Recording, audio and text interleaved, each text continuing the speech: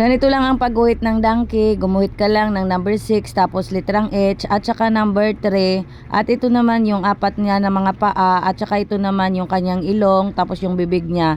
Ito naman yung kanyang dalawang mga mata, tapos ito naman yung kanyang tainga, at saka yung kanyang buhok. Napakadali lang nitong matutunan at tandaan ng mga bata na nagsisimula pa lang matutong gumuhit. Ganito lang ang pagguhit ng donkey. Ang pagguhit ng ipis, gumuhit ka lang ng litrang X, tapos ito naman yung dalawa niyang pakpak, at ito naman yung kanyang katawan, tapos yung dalawa niyang mga mata, tapos ito naman yung kanyang bigote, at saka ito naman yung ulo niya, at saka yung kanyang pinakabuntot, at saka ito naman yung kanyang pakpak. Lalagyan lang natin ng mga linya-linya na kagaya nito. Gayain mo lang to para hindi ka mahirapan. Napakadali lang iguhit ang ipis. Ang pagguhit ng bulaklak, gumuhit ka lang ng number 3, tapos ipaikot mo lang. Gayain mo lang to para hindi ka mahirapan at magkaroon ka ng madali ang idea. Magagamit mo ang idea na ito pag pinaguhit kayo ng bulaklak sa inyong eskwelahan, at kung magpaturo sa inyo ang inyong mga anak sa pagguhit ng bulaklak.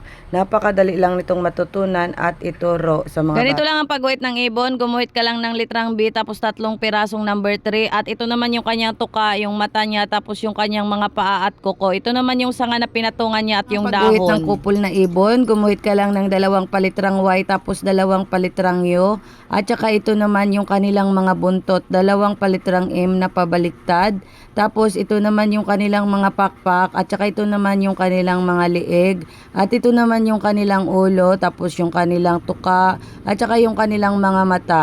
Napakadali lang nitong matutunang iguhit. Kung hindi ka pa nakapag-follow, mag-follow ka na para lagi kang updated sa lahat ng mga videos na i-upload ko.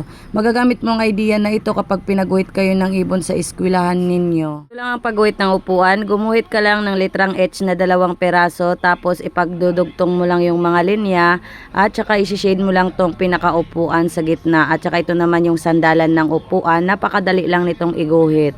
Ganito lang ang pagguhit ng manok. Gumuhit ka lang ng litrang D, tapos ito naman yung kanyang buntot, at ito naman yung kanyang tuka, mata, at saka yung pakpak niya. Ito naman yung kanyang paa, at saka yung kanyang kuko. Napakadali lang ang gumuhit ng manok. Ganito lang ang pagguhit ng bulaklak. Gumuhit ka lang ng litrang X, tapos litrang S naman, at ito naman ay yung pa-curve line. Pagdugtong-dugtungin mo lang yan hanggat sa mabuo yung bulaklak. Napakadali lang nitong matutunan at ituro sa mga bata na nagsisimula pa lang matutong gumuhit. Magagamit mong idea na ito kapag pinaguhit kayo ng bulaklak sa inyong eskwelahan, at kung hindi ka pa nakapag-follow, mag-follow ka na para lagi kang updated sa lahat ng mga videos na i-upload ko. At kung nahirapan kang gumuhit ng bulaklak, pwede mo ko sabayan sa pagguhit. Kumuha ka na ng iyong papel at saka lapis para makaguhit ka na din. Ganito lang ang pagguhit ng ibon. Gumuhit ka lang ng number 3 hanggang pinakamalaking number 3, 3 piraso, tapos ito naman yung pakpak niya, ito naman yung tuka niya, mata niya, tapos yung kanyang mga paa at yung sanga na kanyang pinapatungan. Napakadali lang.